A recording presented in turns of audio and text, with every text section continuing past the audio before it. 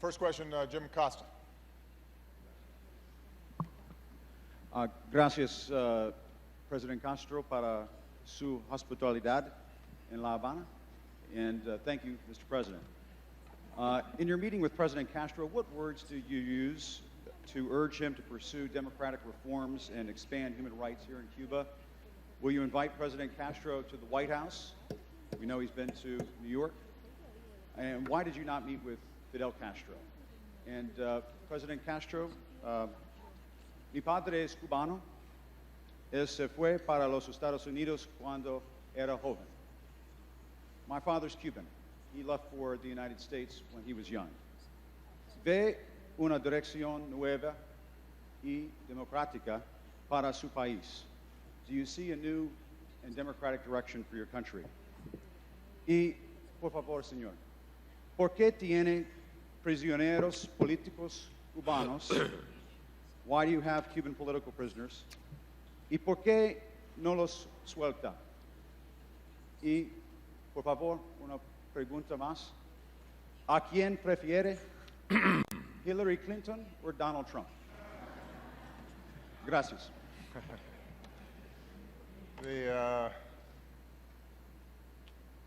Well, as I think we both indicated, we had a very frank conversation around issues of democracy and human rights.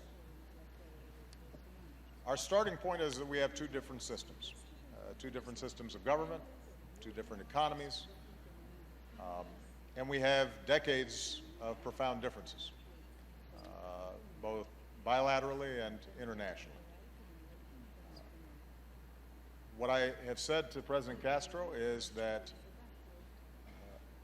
we are moving forward and not looking backwards, that we don't view Cuba as a threat to the United States. I hope that my visit here indicates the degree to which we're setting a new chapter in Cuban-American relations.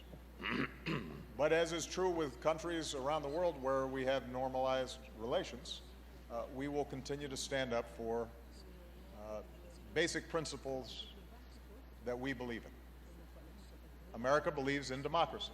We believe that freedom of speech and freedom of assembly and freedom of religion are not just American values, but are universal values. They may not express themselves exactly in the same way in every country. They may not be enshrined in the founding documents or constitutions of every country the same way or protected legally in exactly the same ways, but the impulse, the human impulse towards freedom, the freedom that Jose Marti talked about, we think is a universal longing. President Castro, I think, has pointed out that in his view, making sure that everybody's getting a decent education or health care, has basic security in old age, that those things are human rights as well. I personally would not disagree with that. But it doesn't detract from some of these other concerns. And the goal of the human rights dialogue is not for the United States to dictate to Cuba how they should govern themselves, but to make sure that we are having a frank and candid conversation around this issue, and hopefully that we can learn from each other. It does not mean that it has to be the only issue we talk about. Economics, health, scientific exchanges, international cooperation on issues of regional as well as global import are also important. But this is something that we are going to stay on. And I actually welcome President Castro commenting on some of the areas where he feels that we're falling short, because I think we should not be immune or afraid of criticism or discussion as well. Here's the one thing I do know, is that when I talk to Cuban Americans, and Jim, you're second generation,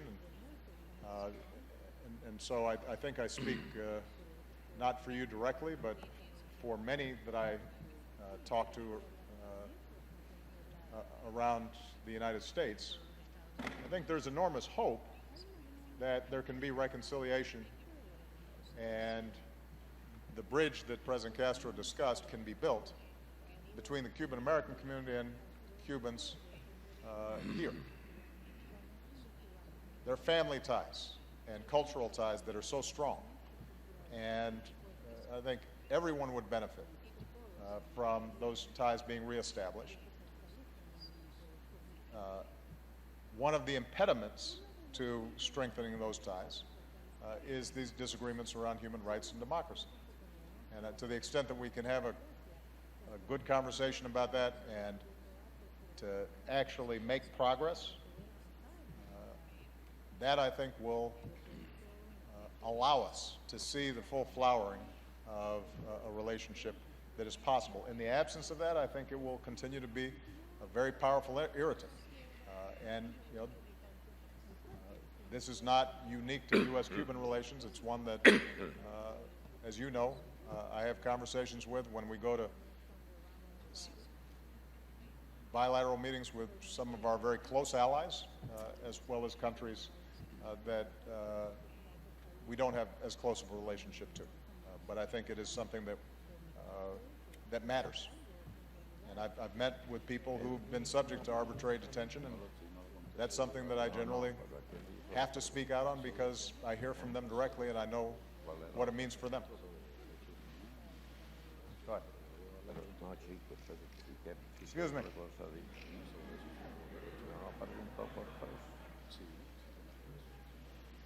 Yeah? Yeah, what? Estaba preguntando si se dirigió a mí porque las primeras palabras no le entendí. Me pareció oír que habló de presos humanos. No, I think the second one was addressed to you.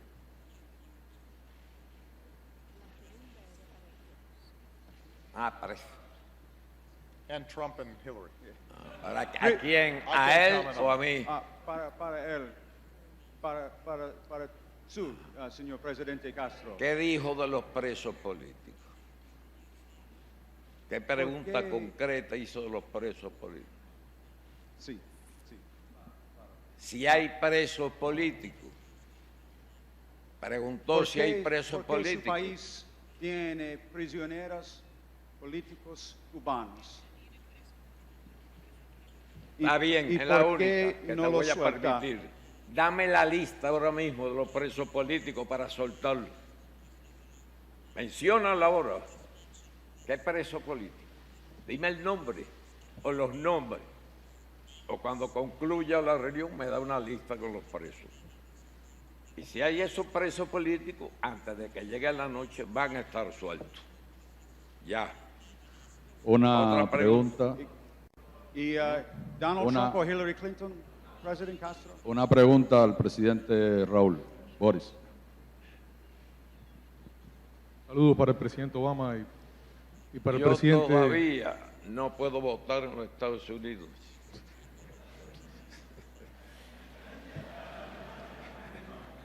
¿Cómo?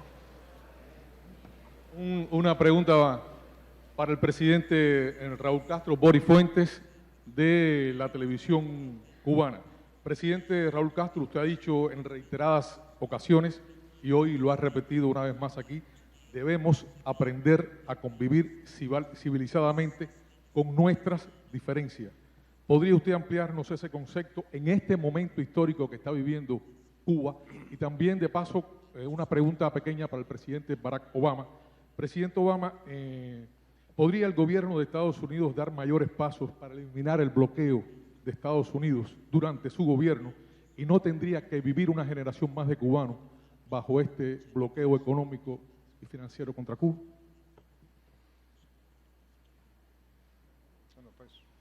Para mí fue la primera. O sea, repite tu pregunta que no pudo ir bien. Pues. Usted ha dicho en reiteradas ocasiones, hoy lo ha repetido otra vez, debemos aprender a convivir civilizadamente con nuestras diferencias. Bien, el propio presidente Obama se ha estado refiriéndose a eso.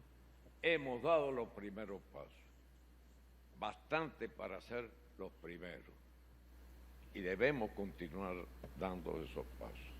Y estoy seguro de que lograremos convivir pacíficamente en un ambiente de colaboración mutua, como ya lo estamos haciendo en algunos aspectos, en beneficio de ambos países, en beneficio de otros países, como ya lo hemos hecho modestamente en Haití, cuando el cólera, y en África con el ébola, como él se refirió. Y que es el futuro de la humanidad si queremos salvar la especie, aunque el agua siga creciendo y la isla se reduzca. Sí. Muchas preguntas para mí. Yo creo que las preguntas hay que hacerse al presidente Obama. Presidente Obama, por favor. Ahí está el Yeah, regulador. I've got one more. So we have administratively already made a number of modifications on the embargo. I referred to a number of them in my opening statement. And we've actually been fairly aggressive in exercising as much flexibility as we can, given that the law putting the embargo in place has not been repealed by Congress. There may be some technical aspects of the embargo that we can still make adjustments on, depending on problems as they arise. So, for example, the issue around the dollar and the need to make modifications in terms of how the embargo was implemented to encourage rather than discourage reforms that the Cuban government itself is willing to engage in and to facilitate greater trade and commerce. That is something that grew out of the dialogue between our governments, and we have made appropriate adjustments to it. It will take some time for commercial banks to understand the new rules, but we actually think that this is an area where we can improve current circumstances. But I'll be honest with you that the list of things that we can do administratively is growing shorter. And the bulk of changes that have to be made with respect to the embargo are now going to rely on Congress making changes. I've been very clear about the interest in getting that done before I leave. Frankly, Congress is not as productive as I would like during presidential election years. But the fact that we have such a large congressional delegation with Democrats and Republicans with us is an indication that there is growing interest inside of Congress for lifting the embargo. As I just indicated in my earlier answer, how quickly that happens will in part depend on whether we can bridge some of our differences around human rights issues, and that's why the dialogue, I think, is so important. It sends a signal that at least there's engagement between the two countries on these matters. Okay. Now, I promised the President I would take one more question. Andrea Mitchell of NBC. Andrea, if you can get the mic. Thank you, Mr. President. Do you feel after your meetings today that you have made enough progress to even accelerate the pace, and that the Cuban government is able to move quickly enough so that the changes that you have made through these technical adjustments to the embargo will be permanent, cannot be reversed by the next president? And what advice have you given to President Castro about the ability of having the blockade, the embargo lifted? Because he has said again today, this is a continuous issue which is blocking progress from their standpoint. And you said the conversations about human rights were frank. and candid, and that you want to move forward. But even as you were arriving, there were dramatic arrests of peaceful protests, the ladies in white. What signal does that send? Can you have civilized coexistence at the same time you have such profound disagreements about the very definitions of what human rights means, as President Castro expressed today? And for President Castro, for many of us, it's remarkable to hear you speak about all of these subjects. Could you tell us what you see in the future? President Obama has 9 months remaining. You have said you would be stepping down in 2018. What is the future of our two countries, given the different definitions and the different interpretations of profound issues like democracy and human rights? Thank you. Well, Andrea, the embargo is going to end. When? I can't be entirely sure, but I believe it will end, and the path that we're on will continue beyond my administration. The reason is logic. The reason is that what we did for 50 years did not serve our interests or the interests of the Cuban people.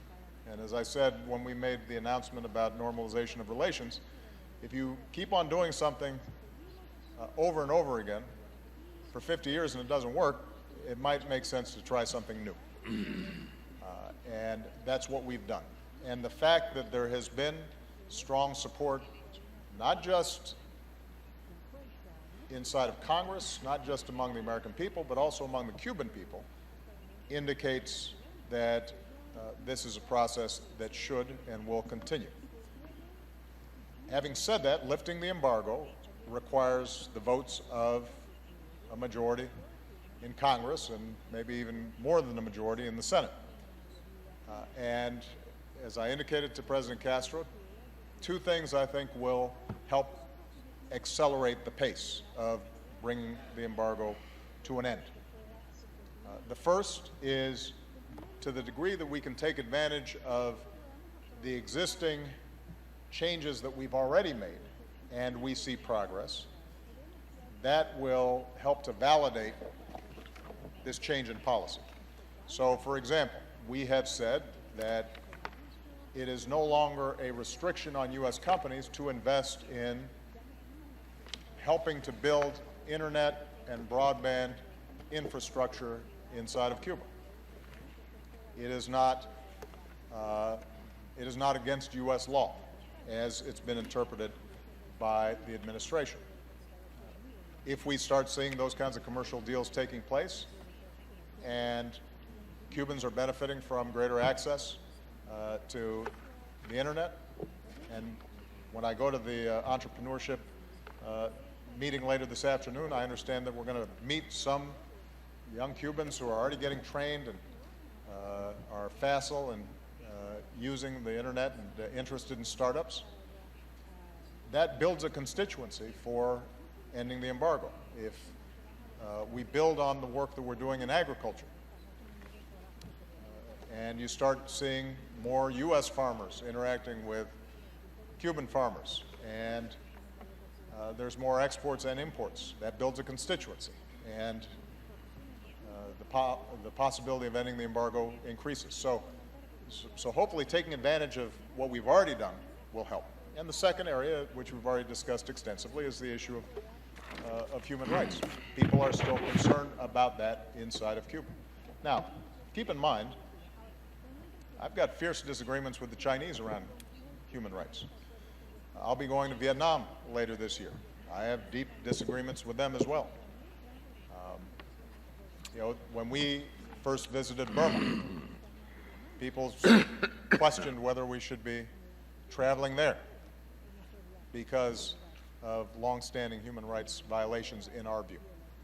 And the approach that I've taken has been that if I engage, frankly, clearly, stating what our beliefs are, but also being clear that we can't force change on any particular country, ultimately it has to come from within, then that is going to be a more useful strategy than the same kinds of rigid disengagement that for 50 years did nothing. I guess ultimately what this comes down to, Andres, I have faith in people. I think that if you meet Cubans here and Cubans meet Americans and they're meeting and talking and interacting and doing business together and going to school together and learning from each other, then they'll recognize people are people. And in that context, I believe that change will occur.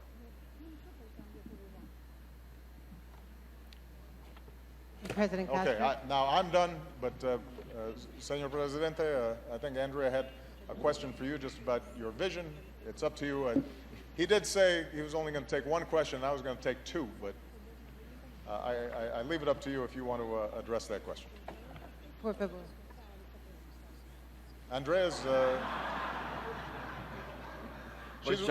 she's one of our most esteemed journalists in America, and I'm sure she'd appreciate just a short, brief answer. Andrea, Mr. President. sí, cómo no. El otro día le hizo una pregunta al canciller nuestro. ¿Eh? Andrea. Le están preguntando a usted, pero tenemos que concluir. Hay un programa. Yo sé que si me quedo aquí hacen 500 preguntas. Yo dije que iba a contestar una. Voy a contestar 1:30. Ya el presidente Obama me ayudó con la respuesta. Andrea, es usted. Bien, Andrea. Yo leí algo aquí de lo que pienso de los derechos humanos, pero ahora soy yo el que le voy a hacer una pregunta a usted. En las instituciones ya reconocidas hay 40 y cuánto, 40 de... Sí.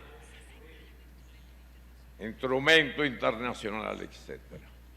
¿Cuántos países, Andrea, del mundo cumplen los 61 derechos humanos? Eso es señalado ahí. Y civiles, en su conjunto.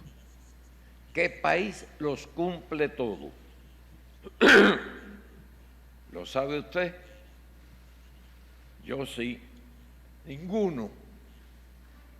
Ninguno. Unos cumplen unos, otros cumplen otros. Y entre esos estamos nosotros. De esos mencionados 61 son. Cuba cumple 47. Habrá otros que cumplan más y muchos que cumplen menos. No se puede politizar el tema de los derechos humanos. Eso no es correcto. Si se persigue con esos fines, vamos a seguir con lo mismo. Por ejemplo, para Cuba, que no los cumple todos, el derecho a la salud. ¿Usted quiere un derecho más sagrado que el derecho a la salud? Que no se mueran millones y millones de niños por falta de una simple vacuna, por cualquier medicina.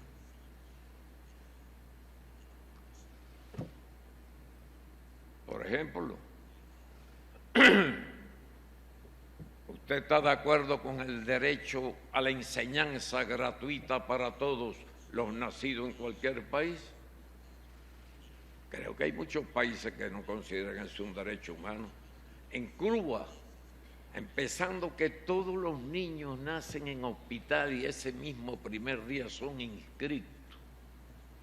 Porque cuando las madres están en un estado avanzado de su embarazo, se les conduce a los hospitales muchos días antes, o en algunas casas o locales adjuntos, muchos días antes del parto, para que todos nazcan en hospitales, no importa en qué isla o montaña viva, ni sus condiciones económicas. Tenemos también otros muchos derechos. Derecho a la salud, derecho a la enseñanza. Usted considera, por ejemplo, el último ejemplo que le voy a sacar, o le voy a exponer. ¿Usted cree que por un trabajo igual un hombre gane más que una mujer solo por ser mujer? Bueno, pues en Cuba la mujer gana igual que el hombre, se hace igual trabajo. Le puedo enumerar decenas y cientos, es decir, que no se puede estar utilizando ese argumento, pienso yo, en la confrontación política, que no es justo, no es correcto. No quiero decir que no es honesto, eso forma parte de las confrontaciones. Vamos a trabajar para que todos podamos cumplir todos los derechos humanos. Eso es así. Igual que hablar de precios. Yo voy a terminar porque fue un compromiso de terminar puntual. No es correcto por preguntarnos por presos políticos. Dígame el nombre del preso político. Y ya. Hemos concluido. Muchas gracias a todos por la participación.